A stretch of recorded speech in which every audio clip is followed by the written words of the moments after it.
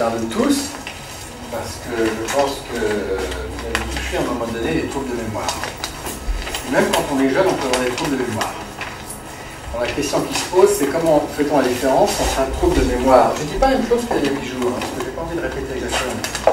Donc comment fait-on la distinction entre un trouble de mémoire bénin et un trouble de mémoire grave? Parce que les troubles de mémoire, tout le monde en a, et à partir de l'âge de 20 ans, on peut en avoir. Moi, j'en ai eu. J'ai même eu une fois un trouble de mémoire grave que je vous raconterai. C'est assez étonnant et assez rare. Mais les petits troubles de mémoire dans la vie quotidienne, tout le monde en a. Alors, à votre avis, par exemple, est-ce que vous oubliez ces clés, c'est le début de la maladie Alzheimer? Bon. Tout le monde a un jour oublié ses clés. D'accord. Bon. Ensuite, est-ce que ne plus savoir où on a garé sa voiture, c'est un début de maladie Alzheimer? Hein? Allez-y, répondez. Pas forcément, mais ça veut dire que ça pourrait l'être. Et ne pas retrouver le chemin de son appartement.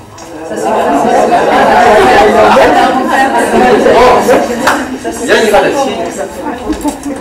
Alors, en fait, si vous voulez, il y a deux mécanismes pour la mémoire.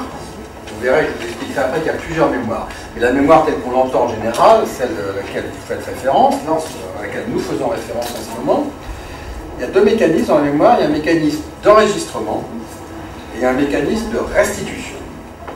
Quand on a un trouble de mémoire bénin, qu'on n'arrive pas à retrouver le nom de quelqu'un, par exemple, monsieur, machin, je n'arrive pas à retrouver son nom. Avec ceux qui ont une très très bonne mémoire des noms, en général, ce sont les hommes politiques. C'est absolument impressionnant, parce qu'ils font ça pour être populaires. Raymond Barre, il n'avait pas vu quelqu'un depuis 20 ans. 20 ans après, il le retrouvait à un dîner. Il disait « Bonjour, monsieur Intel ». Alors le type était sidéré, il dit « Raymond Barre, je ne l'ai pas vu depuis 20 ans, capable de se souvenir de mon nom ». Résultat, il trouvait que Raymond Barre était formidable. Voilà. Et moi, je ne suis pas comme ça, et vous, probablement non plus. Et donc, souvent, il nous arrive de ne pas retrouver le nom de quelqu'un. Bon. Eh bien, ça, c'est un problème, c'est pas un problème d'enregistrement, c'est un problème de restitution. Alors, je vais expliquer la différence entre enregistrement et restitution. Vous avez un disque que vous mettez, enfin, autrefois, on mettait des disques, maintenant, c'est des CD, c'est des ROM. Mais autrefois, on mettait des disques sur des tourne-disques. Vous voyez que j'ai un certain âge. Et si le bouton du son n'est pas assez tourné, on n'entend rien. Mais néanmoins, la musique est sur le disque. Bon. Eh bien, un trouble de la restitution, qui est un trouble bénin, c'est lorsque, effectivement, vous avez enregistré l'information, mais vous n'arrivez pas à la retrouver. Dans votre cerveau, vous n'arrivez pas à la retrouver. Et puis, en général, il ne faut pas s'acharner, surtout pas s'acharner, ça ne sert à rien. Vous n'y pensez plus, et une heure après, vous l'avez retrouvé. Ça vient tout seul. Dans la maladie d'Alzheimer, ce n'est pas une difficulté de restitution, c'est que tout simplement, sur le disque, il n'y a rien de gravé. Ça n'est pas enregistré. Donc, de toute façon, ça ne reviendra pas. On peut faire tous les efforts qu'on veut, on peut ne plus y penser et reprendre la question un jour après, on ne retrouvera pas l'information.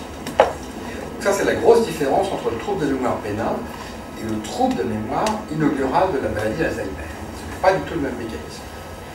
Et alors, comme l'immense majorité des gens ont des troubles de mémoire bénin, les consultations de mémoire en France sont parfois énormément perturbées par tous ces gens qui ont des troubles de mémoire bénin et qui se disent « Est-ce que je n'ai pas la maladie Alzheimer ?»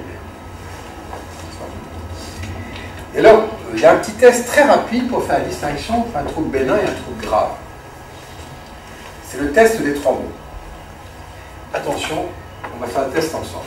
Je vous dis 3 mots. Ballon, citron, clé. Ballon, citron, clé. On parle d'autre chose. Et puis, ensuite, je vous les redemande. Je demande à qui, là, par exemple, les 3 mots. Bon. Alors, vous m'en donnez 2. Vous me dites ballon, citron. Et vous n'arrivez pas à retrouver le 3e. Vous n'arrivez pas à trouver le 3e. Et là, je vais vous aider. Je vous montre une porte avec une serrure. Et là-bas, avec la serrure. Et tout d'un coup, vous dites, ah, oui, c'est la clé. Voilà. Eh bien, quelqu'un qui a un trouble de mémoire bénin, vous lui donnez un indice, quelque chose qui se rapproche de la bonne information, il va trouver. Ça va l'aider à aller récupérer l'information. Et quelqu'un qui a la maladie d'Alzheimer, un début d'Alzheimer, si vous lui donnez l'indice, il ne retrouvera pas l'information, il ne retrouvera jamais la clé. Il ne pourra vous donner que toujours les 2 premiers. Et ça, c'est comme ça que dans les consultations de mémoire, avec des tests évidemment un peu plus sophistiqués, mais c'est le principe, on arrive à faire la distinction entre un trouble de mémoire bénin et la maladie Alzheimer. Et pour éviter d'envoyer les gens inutilement dans des consultations de mémoire, parfois on leur fait le test des 3 mots à toute vitesse, et puis on a une première indication. Voilà, je pense que le docteur Lefebvre qui est ici ne démentira pas à me dire qu'il doit être de temps en temps assez embêté par des gens qui disent « Docteur, ma mémoire va mal, est-ce que j'ai la maladie Alzheimer ?» etc. Ça, c'est une demande fréquente. Bien, voilà ce que je voulais vous dire en introduction sur la distinction entre troubles de mémoire bénins et troubles de mémoire graves. On a tous des petits troubles de mémoire fonctionnels, voilà, et qui ne sont pas graves, qu'on récupère. Parfois, on peut même avoir des troubles de mémoire plus spectaculaires, on est arrivé une fois, et quand c'est fonctionnel, ça récupère, ça revient, mais c'est pas trop grave. Alors là, vous voyez une mosaïque grecque. Ce sont des philosophes, on a dû représenter Platon et Aristote, en train de philosopher et de parler de différents sujets. Et notamment, le sujet de la mémoire a préoccupé les philosophes de l'Antiquité. Et ils ont chacun eu leur petite conception de la mémoire. Alors là, je ne ferai pas la distinction, je ne vais pas vous expliquer la distinction entre mémoire et réminiscence, mais ce qui est amusant, c'est que pour eux, par exemple pour Aristote, les images de la vie passée s'imprimaient dans le cœur. Pour Aristote, le centre de la pensée, c'était dans le cœur. Et il y a eu dans l'Antiquité tout un débat pour savoir si la pensée était dans le cœur ou si c'était dans le cerveau.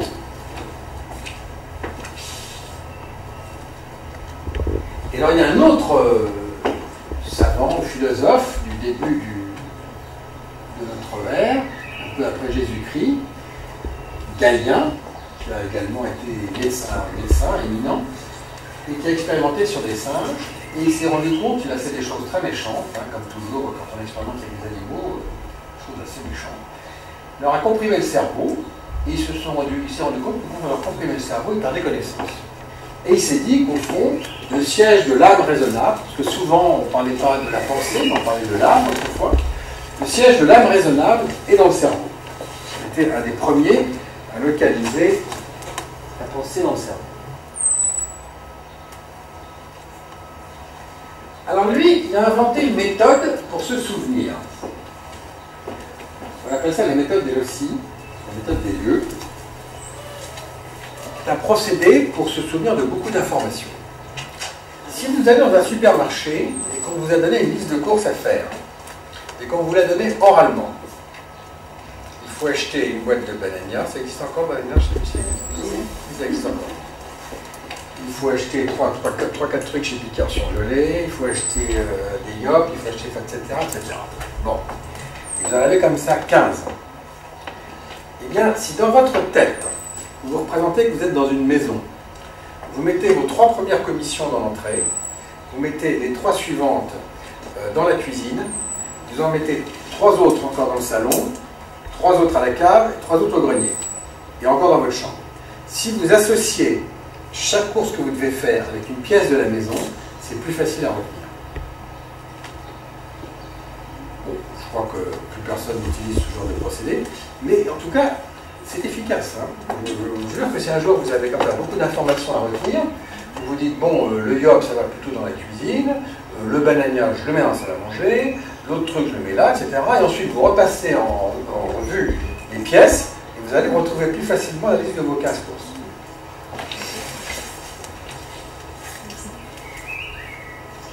Voilà, c'est pareil, Saint-Augustin a comparé la mémoire à un palais dans lequel les images et les pensées sont conservées. Et il a localisé également la mémoire dans le cerveau. Et l'ère scientifique commence avec Paul Broca, qui était donc un neurologue, et qui a examiné un cordonnier qui avait perdu la parole, et il se rend compte qu'en fait, ce cordonnier, je crois que c'est malheureusement une découverte d'autopsie, avait une lésion du lobe temporal gauche, et c'est là qu'il a localisé le centre du langage dans le lobe temporal. Et si vous voyez un cerveau de profil, on va regarder ça, voilà, grosso modo, vous voyez c'est un cerveau de profil, comme ça, comme moi ici, là. le lobe temporal se situe par ici. C'est là que se trouve le centre de blocage. Alors n'hésitez pas à m'interrompre si vous trouvez que je suis pas clair ou si vous avez un commentaire à faire. Ce qui est sympa, c'est si on peut dialoguer. Alors, il y a eu, depuis maintenant une trentaine d'années, beaucoup de travaux sur la mémoire. Et on a mis en évidence une chose qui est importante, à savoir que nous n'avons pas une mémoire, mais que nous avons plusieurs mémoires, et qui ont des localisations différentes dans le cerveau. Ces découvertes ont été faites au début très curieusement par, non pas des médecins, mais par des mathématiciens et des informaticiens qui avaient pondu un modèle théorique de la mémoire, et ce modèle, en fin de compte, s'est trouvé confirmé par des recherches plus récentes faites avec des IRM, des scanners et des appareils qui permettent de voir le cerveau en train de penser. Et donc cela a été confirmé. Alors cette grand-mère, ça peut être vous, ça peut être moi, ça peut être une grand-mère qui est en bonne santé, ça peut être une grand-mère Alzheimer. Elle est devant donc une commode avec plusieurs tiroirs, et chaque tiroir représente une mémoire différente. Et quand on a des problèmes de mémoire, eh bien, il y a un tiroir qui se met à coincer. Alors la première mémoire, c'est la mémoire de travail. La mémoire de travail, c'est très simple. C'est une mémoire qui vous permet de retenir une information pendant moins de 2 minutes. Qu'est-ce qu'on a besoin de retenir parfois pendant moins de 2 minutes? À votre avis, par exemple.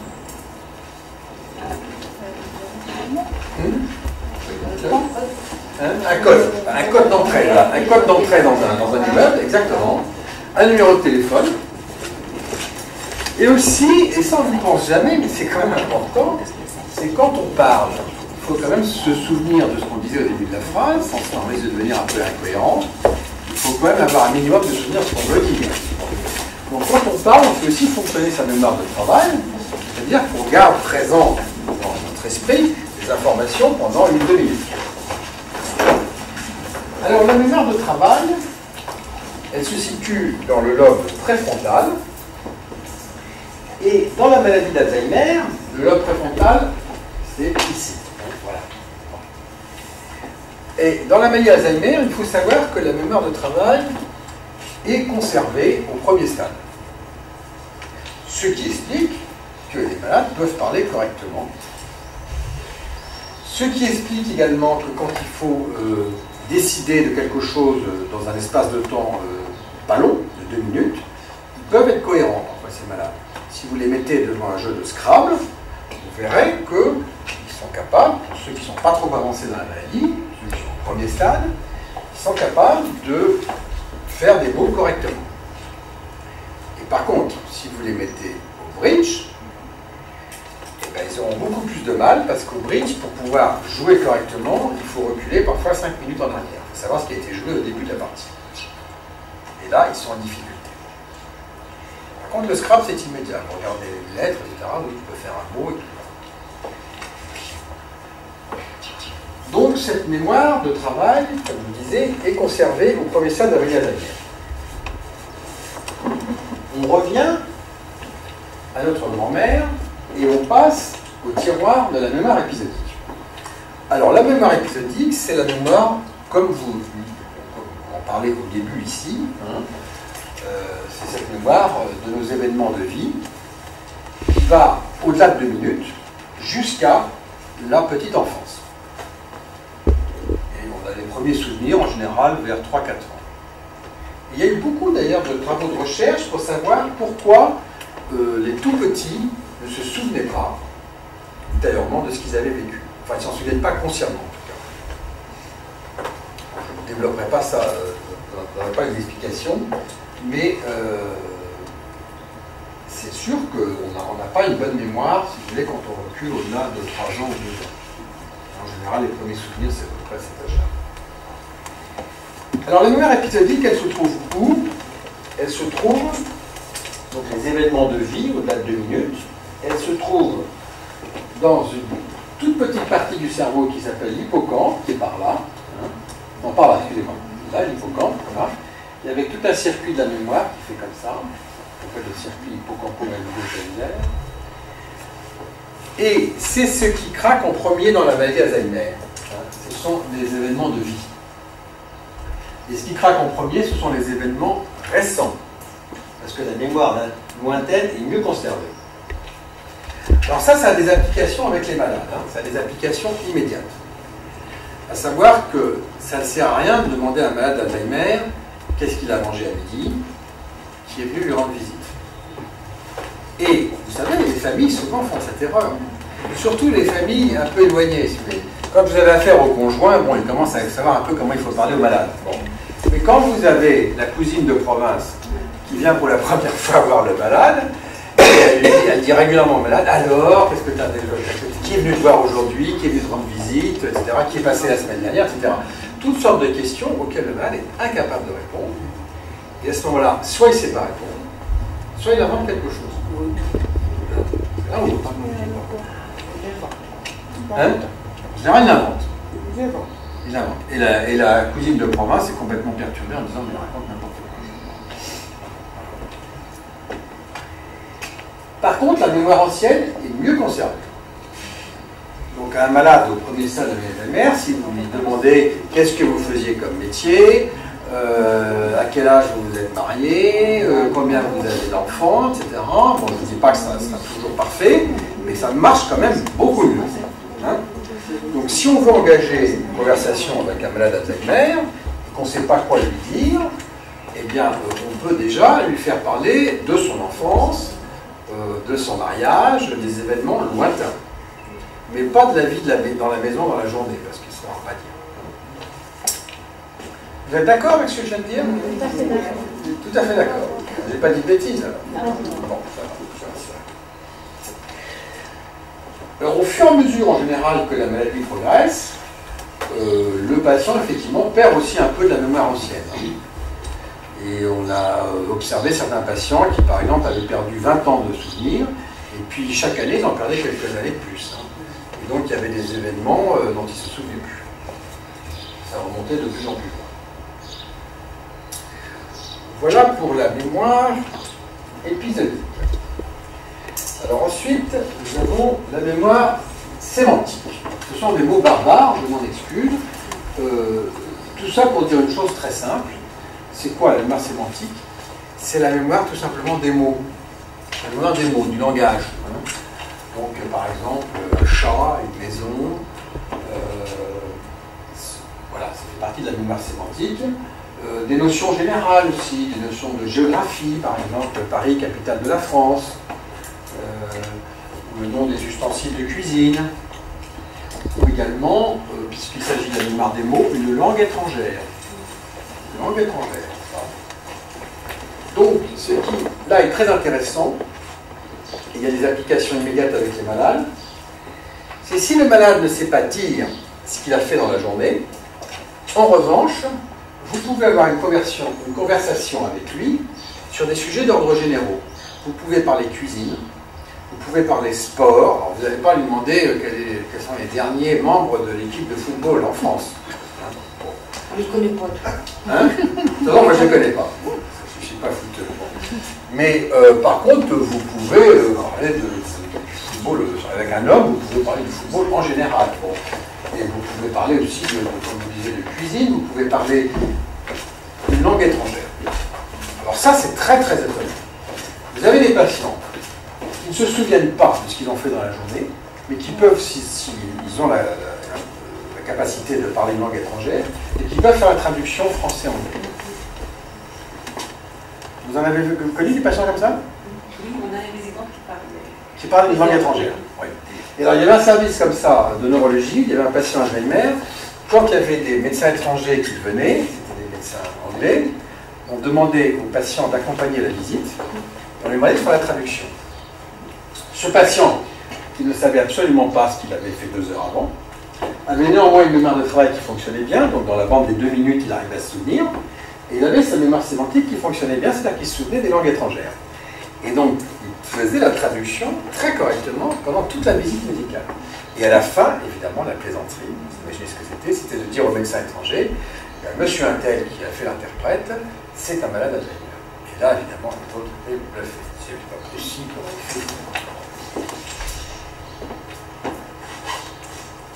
Alors, quand je dis conversation générale,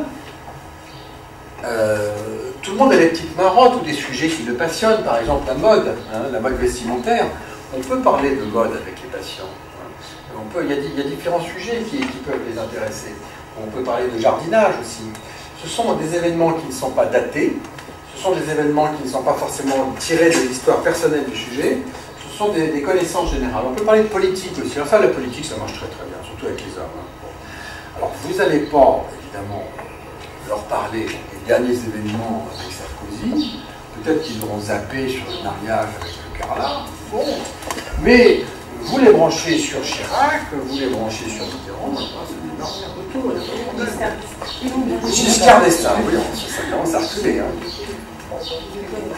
Oui. Et ils sont contents les patients, ils ne raconteront pas de bêtises, ils vont vous raconter ce qu'ils pensent de leur... Hein, des choses réelles, ils vont vous raconter des choses réelles, voilà. Hein. Et c'est intéressant de citer que le patient soit pas... Pardon ? Ah oui, alors ça, sur les guerres aussi, c'est un grand sujet, ça. C'est un grand sujet. Oui. Et en même temps, si vous voulez, ça évite de mettre les patients en échec. Ils sont là dans un domaine où ils peuvent s'exprimer, ils disent pas de bêtises. Et donc c'est intéressant parce qu'on peut avoir une vraie relation avec eux. En fait, on peut, quand les patients ont encore le langage, on peut faire beaucoup de choses avec eux, mais la seule chose qu'on ne peut pas faire, c'est de leur demander ce qu'ils ont fait dans la journée. Ça c'est vraiment ne pas faire. Mais le reste, on peut avoir beaucoup de discussions.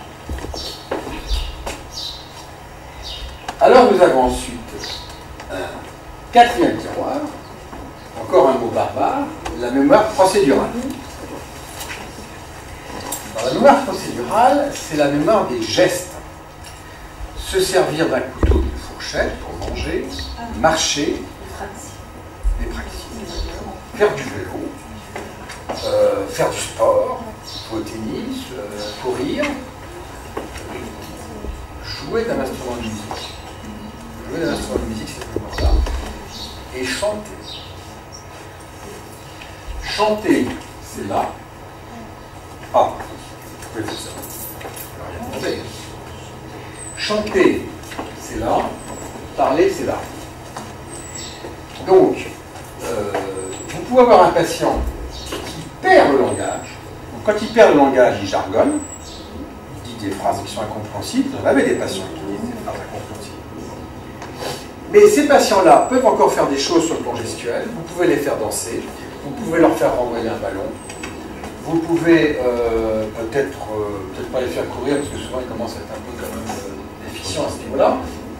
Et vous pouvez leur faire de la gymnastique douce. Et vous pouvez parfois, ça c'est très surprenant, les faire chanter. On a fait l'exercice une fois dans le passé. C'était un peu pour se prouver, c'est un peu une prouesse, de faire une chorale de jargonneurs. Il n'y avait que des patients qui jargonnaient, et on a voulu leur apprendre des petites chansons. On y est arrivé. Bon, je ne vous dis pas que c'était un résultat extraordinaire, c'était pas la chorale du siècle, mais il n'empêche qu'on y est arrivé. Et en neurologie, quand il y a des patients qui ont des traumatismes crâniens, et qui ont perdu le langage et qu'on veut rééduquer, et bien souvent, on les rééduque, on les fait d'abord chanter ce qu'ils doivent dire avant qu'ils puissent le dire. Et très souvent, ils arrivent à le dire en chantant, ils n'arrivent pas à le dire en parlant. C'est pour ça d'ailleurs que faire chanter les patients, finalement, c'est quelque chose qui est très intéressant parce que, d'abord, je dirais, ça soude le groupe, hein, on a le sentiment comme ça de faire partie d'un groupe et donc de se sentir, je dirais, un peu porté par le groupe. Et puis, les patients n'ont pas le sentiment d'être en échec. Et ils peuvent fredonner un certain nombre de choses. Et évidemment, ce qui est bien sont les cantines de l'enfance, hein, c'est-à-dire les chansons qu'ils ont connues dans l'enfance. Parce que là, on active la mémoire ancienne, et puis on active également la mémoire procédurale. Jouer d'un instrument de musique aussi, vous avez des patients qui ne parlent pas correctement, qui jargonnent, mais qui sont capables encore de jouer d'un instrument de musique. J'ai connu comme ça un patient qui jouait de l'accordéon, qui avait un jargon épouvantable, incompréhensible, mais qui jouait de l'accordéon toute la journée, un peu trop d'ailleurs. Vous devenez un peu fatigant là.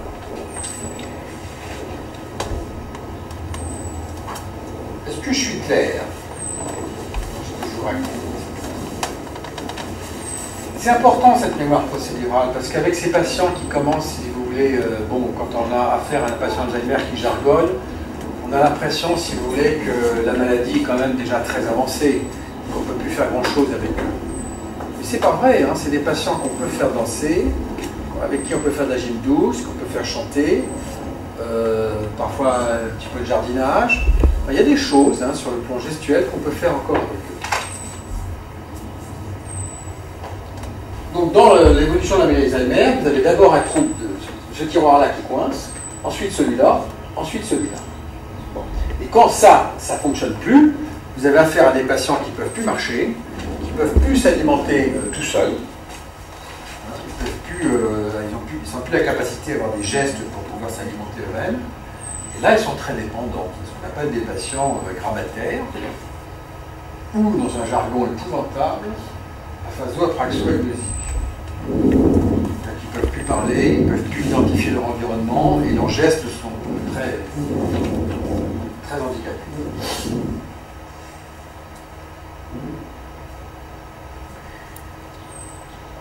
Et la question après, c'est de savoir comment on se comporte par rapport à ces patients qui sont grabataires, qui sont parfois dans leur chambre, dans un fauteuil coquille, qui ont un regard qui vous traverse.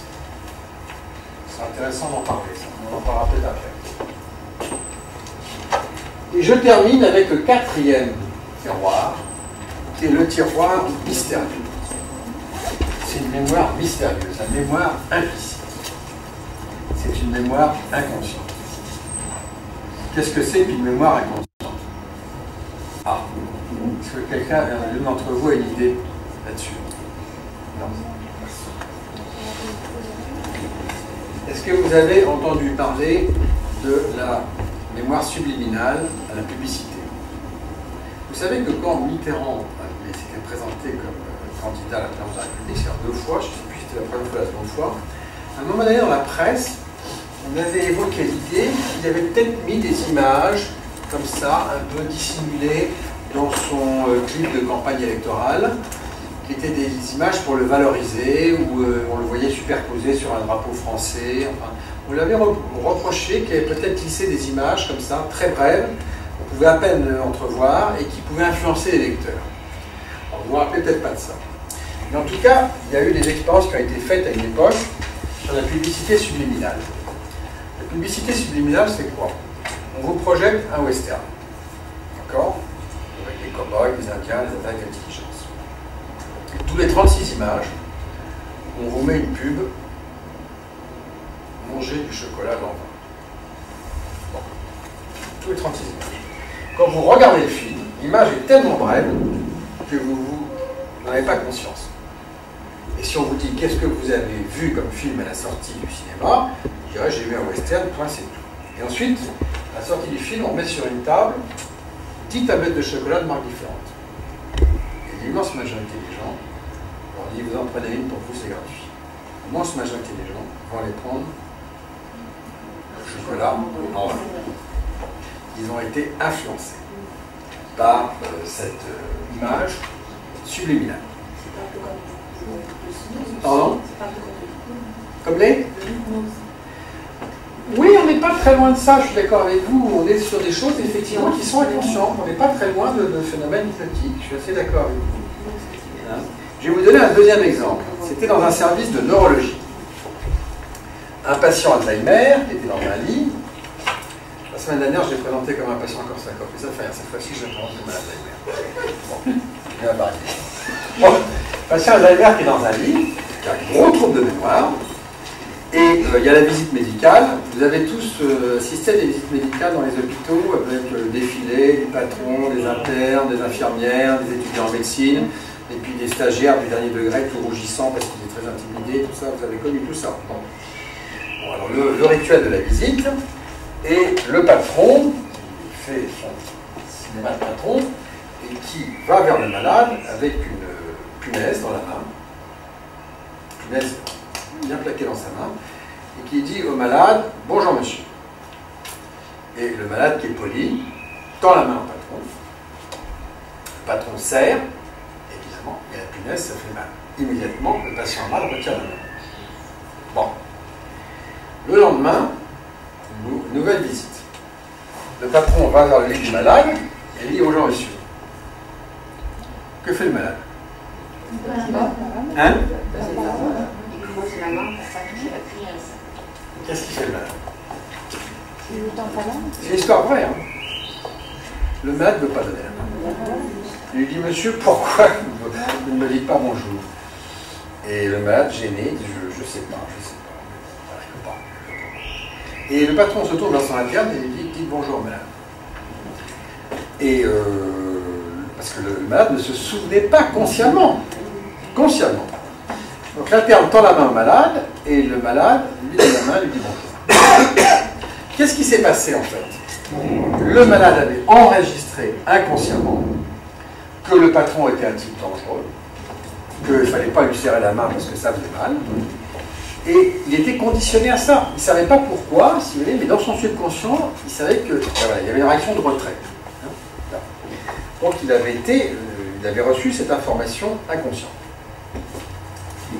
Eh bien, ce qu'il faut que vous compreniez, et ça c'est fondamental, c'est que les patients Alzheimer, cette mémoire, c'est la dernière qui reste préservée chez eux. Tout ce qu'ils vivent dans la journée, ils ne vont pas pouvoir vous le raconter, on l'a dit au début. Il ne faut pas leur demander qu'est-ce qui s'est passé à midi, qu'est-ce que vous avez fait l'après-midi. Mais, néanmoins, tous les événements qu'ils vivent laissent une trace au fond d'eux-mêmes. Et s'il y a un soignant qui est brutal avec eux, ils ne vont pas aller dire aux autres soignants, à l'infirmière, au médecin, etc., Madame Untel m'a crié dessus ou Madame Untel m'a pincé le bras. On ne peut pas dire ça. Et par contre, quand le soignant qui a été brutal s'approchera du malade, on s'apercevra que le malade se crispe. Il a une espèce de réaction comme ça de rejet. Et donc, les patients sont un peu comme des éponges, c'est-à-dire que tout ce qui se passe autour d'eux, ça laisse quand même une trace. Donc, il ne faut pas s'imaginer qu'avec les patients Alzheimer, on peut tout se permettre, parce que même s'ils ne peuvent pas restituer consciemment ce qu'on a fait avec eux, ça laisse quand même une trace. Et alors, inversement, si vous voulez, quand il y a un patient qui est avec un soignant qui est au contraire bienveillant, qui est apaisant, mais le patient, en face du soignant bienveillant, il va se détendre. Il va se détendre. Et il va avoir une relation beaucoup plus facile. Et il y a un lien comme ça, qui est un lien, je dirais, un peu secret, un peu comme ça, inconscient, qui se crée entre les malades et les soignants. Et ça fait partie, je dirais, de la qualité de ce métier, hein, qui est d'être capable de créer ce lien. Et je vais vous en donner un exemple de ce lien, de ce qu'on peut arriver à faire avec des malades quand ce lien bienveillant se crée avec le malade. On emmenait des malades à une sortie dans un jardin public, le jardin de Bagatelle. Bon, c'est pas très original, toutes les maisons de retraite, un jour ou l'autre, vont au jardin de Bagatelle. Bon, ce qui fait qu'au bout d'un certain temps, d'ailleurs, les roses, on a un peu assez. Enfin, en tout cas, là, la question, c'était de faire descendre les malades du car. Hein, bon. Il y avait une malade qui était mutique. Elle ne disait plus un mot depuis 2 ans. Elle ne répondait jamais à ce qu'on lui disait et elle ne comprenait rien à ce qu'on lui disait. Bon. N'empêche qu'il fallait quand même l'emmener et la faire descendre du car. Elle était en haut des escaliers du car et je lui dis, c'est moi j'accompagnais le groupe, je lui dis, madame, est-ce que vous voulez bien descendre? Bon, presque comme si elle n'avait pas de problème, si vous voulez, en espérant qu'elle comprendrait un petit quelque chose et qu'elle descendrait. Elle est restée figée comme un poteau, rien. Et l'aide-soignante qui s'occupait d'elle depuis des mois arrive, regarde, l'autre ne la regarde même pas d'ailleurs, parce qu'elle n'était pas capable de suivre le regard. Et elle lui dit, vous venez Roselyne, vous descendez? Et plof, elle s'est mise à descendre immédiatement. Bon. Ça explique tout. Ça explique que quand on a une relation quotidienne avec le malade, une relation intime, une relation suivie, une relation répétée, les soignants peuvent obtenir des choses du malade que quelqu'un qui est beaucoup plus extérieur, comme le médecin, par exemple, ne peut pas obtenir. Et c'est pour ça que dans ce métier, ce sont ceux qui sont au contact permanent du malade, qui en savent le plus sur lui, et qui sont le plus capables d'obtenir quelque chose du malade. Vous êtes d'accord avec ce que je dis? Oui. Bon. Il y a des petites choses secrètes que vous percevez, si vous voulez, pour savoir comment obtenir certaines choses du malade, etc. Et vous l'avez découvert au fur et à mesure de la vie quotidienne avec lui. Et ça, c'est votre savoir-faire. Et quelqu'un qui vient de l'extérieur, un savant, avec un médecin avec toute sa science, etc., ne le saura pas. Et vous obtiendrez des choses que d'autres n'obtiendront pas. Et c'est particulièrement vrai au moment de la toilette. La toilette, c'est un moment difficile. Et parfois, vous vous cassez la tête en vous disant comment je vais faire pour obtenir de ce patient qu'il fasse cette toilette. Est-ce que vous vous êtes déjà demandé à quel point c'est étrange quand même pour les patients d'avoir l'expérience de leur demander de faire leur toilette, d'aller à la douche? Là, on sort un peu du sujet, mais enfin, on est quand même encore dedans. Imaginez que vous soyez dans un hôtel où vous n'avez jamais été. Bon. Vous allez dans la salle de douche. Vous êtes seul. Quelqu'un rentre là et vous dit « Madame, vous allez vous déshabiller, je vais vous donner la douche. » Cette personne, vous ne la connaissez pas quand ils arrivent ici. Quand ils arrivent ici, ils sont dans cette situation-là. Hein. Cette personne, vous ne la connaissez pas. Elle vous demande de vous déshabiller et vous demande de prendre une douche. Le patient, il ne sait pas pourquoi il est ici. Il ne sait pas qu'il a la maladie Alzheimer, il ne comprend pas. C'est une situation extrêmement étrange que vivent en fait les patients quand pour la première fois on leur propose de prendre une douche. Donc il faut les apprivoiser. Et c'est là où vous êtes obligé à chaque fois d'inventer quelque chose, d'essayer de comprendre un peu qu'est-ce qui va finir par apaiser le malade, etc. Et à force de répéter la demande, d'établir la confiance, au bout d'un certain temps, vous y arrivez. Avec chaque patient, parfois les trucs sont un peu différents. Hein. C'est jamais tout à fait la même chose.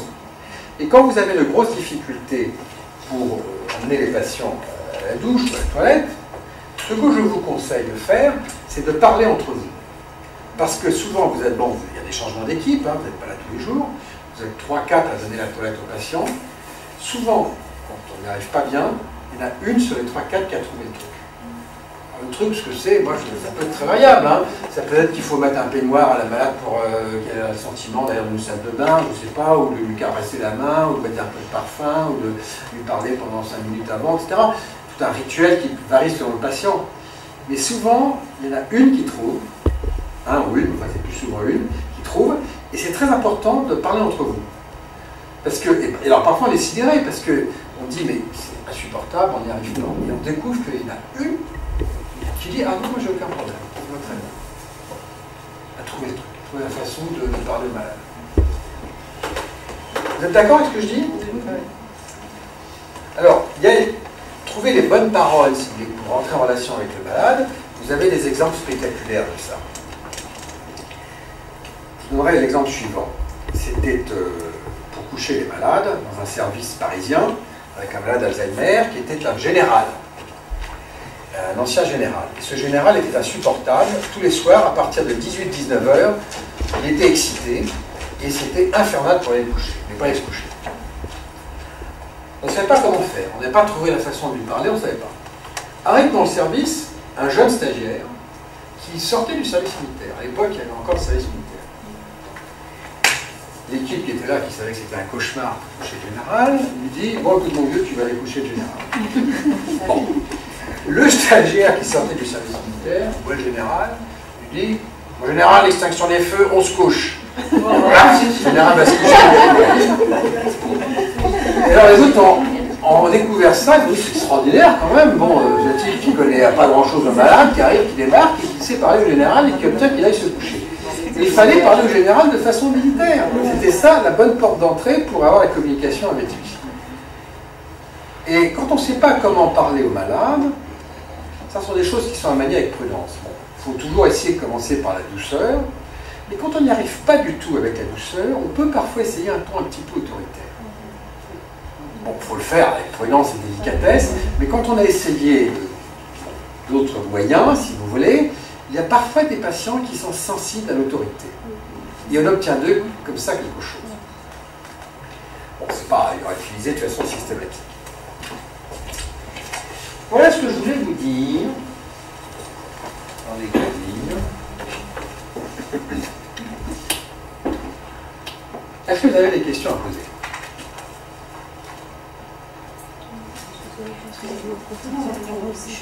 Oui. Il y a certaines personnes âgées, bon, on va dire à l'époque, il n'y avait pas vraiment de douche ou des choses comme ça. Donc ils n'ont pas été vraiment habitués aux douches. Donc en fait, quelque part dans leur mémoire aussi, ils ne savent pas trop. Enfin, ils savent ce que c'est peut-être de se coucher, mais ils n'ont pas eu de. Donc maintenant, leur proposer la douche, leur parler de la douche, ça peut aussi. Vous avez entièrement raison, si vous voulez, on ne se rend pas compte à quel point il y a des gens qui détestent la douche, qui ne prenaient que des bains, par exemple. Bon. Il y a des gens qui ne savent pas, vous ne savez pas beaucoup aussi.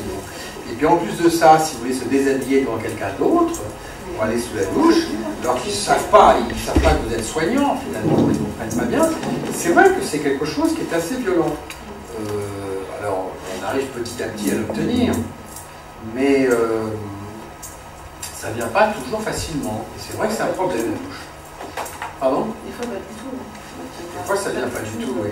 Et là, on se dit la chose suivante, puisque vous avez une salle de bain maintenant spécialisée, là, balnéo, je pense qu'avec ces patients pour qui c'est très difficile la douche, vous pourriez essayer une fois ou deux, comme ça, de leur proposer un bain, avec de la mousse, avec un peu de parfum, avec un peu de musique, pour voir si finalement, dans un code qui c'est plus un code, je dirais, de balnéothérapie, ils n'accepteraient pas mieux de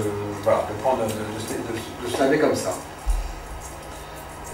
Il y a des patients qui n'utilisaient que des baignoires, qui ne voulaient pas se doucher. Il y en a qui se lavent au lavabo aussi, enfin, on voit de tout. Ce qui est toujours intéressant, c'est de demander aux familles quelles étaient les habitudes du malade. Bon. Ça, je crois qu'il faut toujours le faire. Donc, si vous savez que c'était quelqu'un qui était complètement contre la douche, bon, bah, évidemment, ça ne va pas être facile. Hein. Ça, c'est sûr. Alors, je vous signale quand même, je pense que vous le savez, mais la baignoire qui est là a un énorme avantage, si vous voulez, c'est qu'elle lave le malade tout seul. C'est incroyable. Vous saviez ça? Bon, moi, j'ai eu du mal à le croire.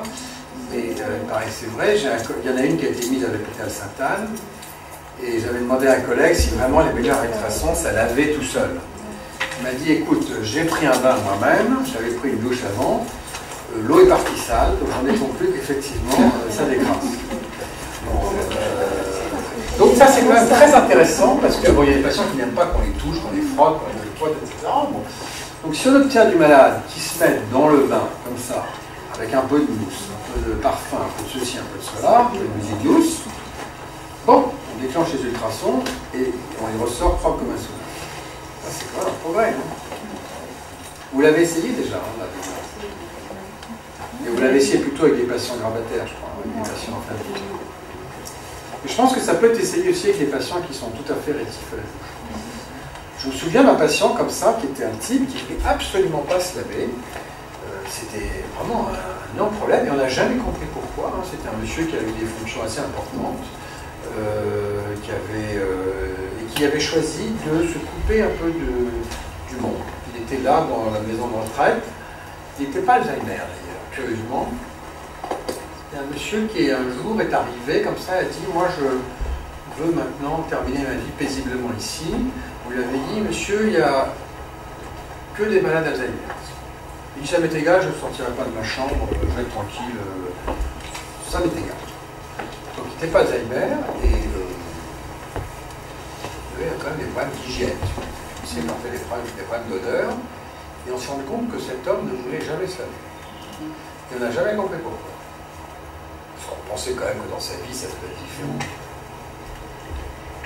Donc c'est les histoires de toilettes, de pudeur, d'hygiène, tout ça sont des notions qui sont assez délicates. Je vais vous raconter d'autres histoires. Sur ce qui peut apaiser les malades. Ce qu'on appelle le sentiment de familiarité. Sentiment de familiarité. Et ici, c'est assez important parce que vous êtes dans un endroit qui a été le premier endroit en France à recréer l'ambiance de la maison pour prendre en charge les malades. On appelle les cantous. C'est M. Cossanel qui avait trouvé cette formule, qui vient du sud-ouest de la France, où on mettait dans des fermes un certain nombre de personnes âgées autour d'une table devant la cheminée et ils restaient ensemble, à vivre comme ça une partie de la journée. Et c'était très paisible. Et on a repris ce modèle finalement de la vie à la maison pour organiser les cantous et la prise en charge des malades Alzheimer.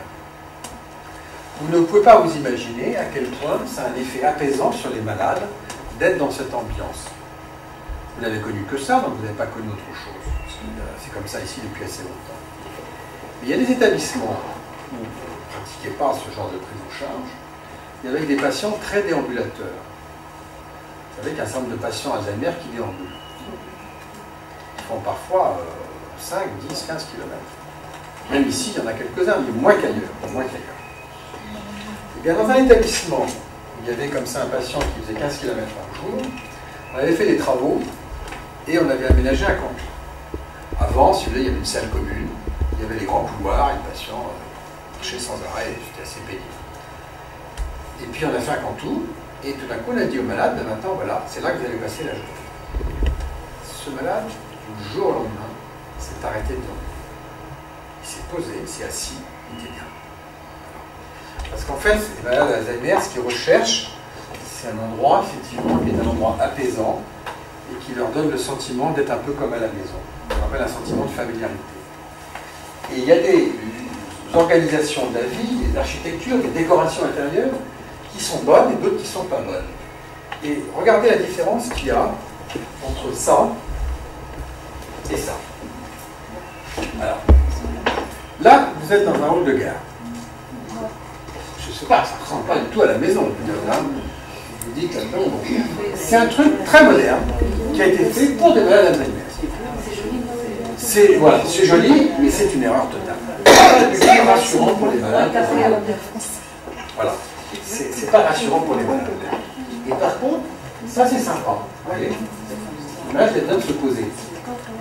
Et ça c'est drôle d'ailleurs parce qu'il y a des endroits où on fait des nouveaux espaces pour les patients Alzheimer et c'est plutôt grand, et puis il y a un petit recoin pour regarder la télévision où ils peuvent se mettre, mais c'est pas très grand, à 10-12. Ils vont tous se serrer. En quoi il y a la télé, c'est vrai comme ça, et ils délaissent le grand espace. Les trop grands espaces ne sont pas bons pour les malades. On a besoin d'un sentiment d'intimité. Voilà, comme ça, ce que je voulais vous raconter un peu rapidement sur la maladie d'Alzheimer. La mémoire, et puis on a débordé aussi sur la question de la mémoire. Mais on s'est beaucoup posé la question de savoir pourquoi les patients déambulent. Et une des hypothèses, c'est qu'au fin de compte, ils se sentent chez eux nulle part. Donc en fait, ils cherchent un endroit où ils pourraient se sentir chez eux. Vous voyez ? Et quand ils sont dans des lieux un peu étranges, comme celui-là, ils peuvent se mettre comme ça, à déambuler sans arrêt, en se disant, c'est pas chez moi, il faut que j'aille vers quelque part, où je me sente, voilà, pouvoir me... que je puisse me rappeler la maison. Et il y a vraiment des architectures qui favorisent ça. D'avoir du mobilier comme à la maison, d'avoir une cuisine aussi, c'est très apaisant la cuisine. Les odeurs de la cuisine aussi, c'est très apaisant. Parce que là aussi, ça influence le comportement des malades. Vous savez, si vous avez l'odeur de la tarte aux pommes ou l'odeur du chocolat, l'odeur du chocolat, c'est très apaisant. C'est très agréable. Bon, vous êtes d'accord? Alors, quand on est dedans, on ne le sent plus. Mais ça influence le comportement des malades. Les odeurs aussi, les parfums. En Europe du Nord, ils font beaucoup de choses avec les parfums, les fragrances pour les malades Alzheimer. En France, on est un peu plus sceptique. Voilà. Et je termine, voyez-vous, sur cette image apaisante. Quand on voit ça, on est détendu, si vous voulez. Eh bien, voilà, je crois que ce sont ce type de messages qu'il faut envoyer aux malades, qui sont des messages qui sont tirés à la fois de la beauté, de la nature, de la vie intime, de la vie à la maison. Et vous montrez ce type d'image à un malade, il y a quelque chose qui se passe, si vous voulez, ça l'appelle aussi. Voilà.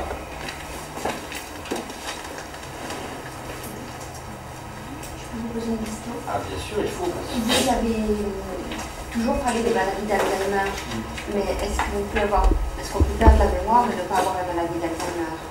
Oui, il y a d'autres maladies qui donnent les pertes de la mémoire. Toujours Alzheimer, vous faites toujours référence à Alzheimer. Oui, parce que c'est, disons, parmi les troubles de la mémoire, c'est quand même les 2/3. Alors vous avez une maladie neurologique qui donne de gros troubles de mémoire, qui est la maladie de Korsakoff, c'est pour les gens qui ont beaucoup bu, qui ont été alcooliques, et qui ont une destruction de la zone, justement, qui est la zone de l'hippocampe, comme dans la maladie d'Alzheimer. La maladie de Korsakoff, en général des grands alcooliques, et parfois aussi des causes toxiques, autres. Sans ça comme maladie de la mémoire, vous avez aussi des troubles vasculaires cérébraux, des gens qui ont les artères du cerveau qui se bouchent. Voilà, donc ça c'est l'autre grande cause aussi, le trouble de la mémoire, ce qu'on appelle la démence vasculaire. Enfin, quand vous prenez démence Alzheimer, enfin maladie Alzheimer, troubles vasculaires cérébraux, vous avez 90-95% des problèmes de mémoire. Vous avez aussi des troubles frontaux, démence frontale. C'est assez différent. Les frontaux n'ont pas tellement de troubles de la mémoire. Ils ont surtout des troubles du comportement. Ils font des réflexions très grossières et très désagréables. Vous avez déjà vu des malades frontaux ici? C'est assez amusant. Et c'est assez sportif aussi. Ils donnent des insultes, ils disent des gros mots, etc. Et ça n'a aucune importance. Pour eux, ça ne porte pas de conséquences. Ils ont perdu le sens des convenances. C'est comme les enfants, parce que le lobe frontal, c'est le lobe qu'on éduque chez les enfants de 3-4 ans. Vous avez les enfants de 3 ans avec qui vous prenez dans la rue, oh la dame, elle a un gros nez rouge, maman, c'est bien. Tu passes ça, c'est bien. Bon. Et bien, les gens qui ont des troubles frontaux, si vous voulez, ils font comme les enfants de 3 ans, ils disent tout ce qui leur passe par la tête. Ils disent, oh ben, elle est très vieille, celle-là, bon, voilà. Quelque chose encore bien pire. Des fois, oui. Hein? Des fois, c'est pire. Des fois, c'est pire, c'est salope, putain, etc. Les choses insultes. Et alors, il ne faut jamais reprendre ces malades. Parce que pour eux, ça n'a aucune importance. Bon, ils l'ont dit, mais 10 secondes après, ils ont oublié. Alors, ne jamais essayer de contrarier les frontaux. Ça, c'est un truc absolument... une règle absolue. Pour ça, vous allez vous prendre une claque et vous allez aggraver la situation. C'est un peu difficile pour l'entourage. C'est clair. Voilà, mais les frontaux ont peu de troubles de mémoire. Donc, maladie Alzheimer, troubles vasculaires cérébraux, vous avez fait l'immense majorité des problèmes de mémoire. Après, les autres troubles de mémoire, c'est les troubles fonctionnels, réversibles. Alors, vous avez l'amnésique qui oublie tout. Ça se voit de temps en temps, ça c'est dans la presse en général.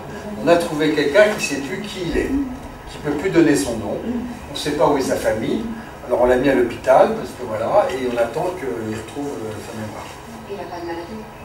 C'est fonctionnel, c'est en général à la suite d'un choc psychologique ou d'une grande fatigue. Et c'est très spectaculaire, assez amusant. À manière avec beaucoup de délicatesse, parce qu'il ne faut pas leur faire retrouver la mémoire trop vite. Parce que parfois ça les perturbe. J'ai connu le cas avec mon professeur de mathématiques qui n'avait oublié que les mathématiques. Je pense qu'il en avait ras-le-bol de son travail. Il avait vraiment oublié les mathématiques. Hein. Bon, et puis c'est revenu. Hein. J'ai eu un autre patient qui a eu, c'était extraordinaire. Dès qu'il buvait un petit peu d'alcool, il rentrait dans une espèce d'état second et il faisait un grand voyage. Il partait pendant 2 jours, 3 jours. Et au bout de 3 jours, il disait, mais qu'est-ce que je fais là? Et il avait un trou, il ne savait plus ce qu'il avait fait pendant les 3 jours qui passaient. Ça, ce sont ce qu'on appelle des épisodes crépusculaires. C'est fonctionnel, c'est pas très grave. Enfin, c'est pas très grave, sauf que quand même, pendant 3 jours, si vous voulez, ne plus savoir ce qu'on a fait, c'est quand même gênant. Et il était très coupable parce qu'il était à une terrasse d'un café avec ses enfants quand ça lui est arrivé. Il a laissé tomber ses enfants. Il est parti se balader. Et au bout de 3 jours, il s'est dit, qu'est-ce que je fais là? Et il était très inquiet de savoir ce qu'étaient devenus ses enfants. Qui heureusement avaient été pris en charge par quelqu'un qui les avait accompagnés, etc. Ça, ce sont des phénomènes rares. Je vous raconte ça, mais bon, ça ne se voit pas souvent, hein, fort heureusement. Mais dans la presse, il y a cela 10 ans, je crois, il y a un type qui jouait du piano, je crois assez bien, qui avait tout oublié, le reste, et il était en Angleterre, et on se demandait où il était, d'où il venait. Et il a fallu plusieurs semaines pour arriver à retrouver sa famille. En général, ce sont des gens qui sont fragiles psychologiquement, et quand ils sont soumis à un stress, ils se protègent de cette façon-là. Enfin, en situation de guerre, ça arrive, et ça arrive beaucoup plus souvent. Voilà. Un patient qui parle sa langue maternelle, Oui. qui comprend très bien ce qu'on dit en français, qui nous répond dans sa langue maternelle, qu'est-ce qu'on peut faire? Et nous, on ne comprend pas sa langue maternelle. Ah oui, d'accord. Qui ne veut pas parler en français. Qui peut plus, enfin qui veut pas. On ne sait pas s'il veut plus ou s'il veut pas, on ne sait pas. Alors, ce qu'on peut penser quand même, c'est que s'il parle sa langue maternelle, enfin, attention quand même, parce que s'il a appris, ça dépend quand est-ce, à quel âge il a appris le français. Un peu tardivement, un peu tardivement. Ah oui. À la puberté, on va dire. Ouais, c'est pour ça que peut-être qu'il peut peut-être avoir perdu le français. Parce que peut-être qu'il est mauvaise tête et que c'est comme ça lui plaît de parler que la langue maternelle. Non, c'est pas le sentiment qu'on a. Pas le sentiment qu'on a. Par contre, il peut avoir perdu le français. Si, parce que comme c'est appris plus tardivement, il peut l'avoir perdu. C'est pas une hypothèse impossible. Maintenant, il y a peut-être Mais non, est-ce qu'il comprend quand on lui dit? Oh, bah, s'il comprend, il est mauvaise tête. C'est tout. C'est son choix. Il ne faut jamais oublier que les patients ont droit d'avoir leurs états d'âme, leurs humeurs, leur choix, et que voilà, c'est un homme ou une femme? Une femme. Une femme, si elle a choisi de communiquer dans sa langue maternelle, c'est parce qu'elle a ses raisons. C'est aussi un défaut d'inhibition, par exemple. Elle n'arrive pas à ne pas retenir cette langue maternelle. Elle voudrait parler, parce que quand on lui dit elle voudrait parler français, mais au bout d'un mot, tac, elle repart sur la langue. Moi, je pense que dans sa langue maternelle, elle a des satisfactions, je dirais presque affectives. C'est-à-dire que c'est la langue de son enfance et que probablement elle se sent bien là-dedans, parce que ça la remet dans son enfance. Et si elle a peut-être en plus de ça vécu des expériences pas très agréables en France, j'en sais rien, hein, bon, peut-être qu'inconsciemment, finalement, le français, elle le rejette un peu. Moi, je crois que c'est un choix, parce que parfois, il prononce des mots en français, donc je crois que c'est un choix. Moi, je crois que c'est un choix. Oui. Parce qu'il est un peu... Oui. Voilà, c'est un choix. S'il comprend, il ne faut pas... Si, voilà. S'il comprend, c'est un choix. Comment vous savez que je parle de Madame L? Comment vous avez l'idée? Non, mais il ne faut pas non plus chercher parfois à midi à 14h, Peut-être qu'on peut passer au vous avez des patients... pour ceux qui veulent. Puis on va écouter... Non, vous avez des gens, des patients qui ne veulent rien faire en animation. Alors vous vous dites c'est embêtant et tout, etc. Mais ils ont le droit. Je veux dire, il y en a, c'est leur plaisir de ne rien faire. Nous aussi, on pourrait éventuellement avoir ce choix-là. Donc, il ne faut jamais oublier que ce ne sont pas que des malades, ce sont aussi des gens qui ont des choses qui leur plaisent et des choses qui ne leur plaisent pas. Mais parfois, nous, ça me dérange de les voir de rien faire aussi. Je ne sais pas si on Oui, peut... Si tout le monde participe, par exemple, à une animation... C'est l'animation, ça va encore, mais s'ils ne veulent pas manger... Ah non, Voilà. ça c'est autre chose, là c'est un autre sujet. On rentre dans autre chose. Moi je crois que l'animation, si vous voulez, il faut proposer, il faut un petit peu insister, mais il ne faut pas non plus s'acharner. Et le droit à la paresse doit être respecté chez les malades. Pas que chez les malades. Voilà, on va terminer là-dessus.